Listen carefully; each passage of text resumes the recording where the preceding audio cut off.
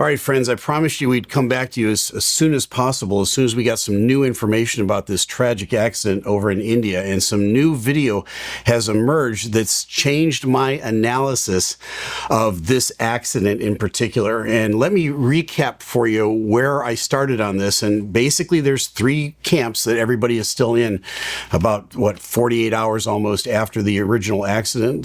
Theory number one was that there was some sort of dual engine failure, and then the backup to that was it was either a bird strike or it was some sort of fuel contamination that led to that dual engine failure. That was theory number one.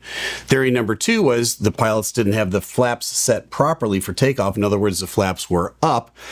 And as they ran down the runway, they got a little bit of air, but eventually the airplane just kind of waddled down and crashed because the flaps weren't set properly.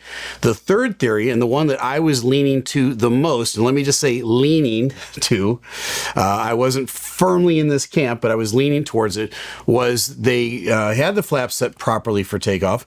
When they rotated, everything was normal. At the time that the pilot flying would ask for gear up, the other pilot mistakenly grabbed the flap handle and prematurely raised the flaps. That was, at the time, the thing that seemed most evident to me, because the landing gear stayed down for the entire duration, short as it would be, for this flight, and there was no evidence out of the engines that was there any sort of failure. No fire, no sparks, no smoke coming out of the engines.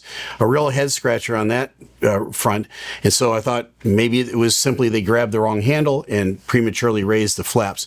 I was leaning heavily into that department. I'm going to change my analysis now because of this new video, and it's based on the original video that all of us watched. And we saw two main videos, the one where the airplane was running down the runway and then rotated and took off, and you saw it crash in the distance. The other one was a video that was taken from kind of a rooftop or a window, where the airplane came from left to right and then descended down out of the screen, and then you saw the fireball there. I'm going to show you that video in its original form. Now, what do I mean by that? The video that we all saw and every major news network on the planet went with was a video of a video, and the quality was extremely poor. The original that was presumably taken from an iPhone or some sort of cell phone is much sharper. It's not a terrific video by any means, but it's much sharper than the video of the other video. So what happened was some cameraman was in front of a screen watching the video play.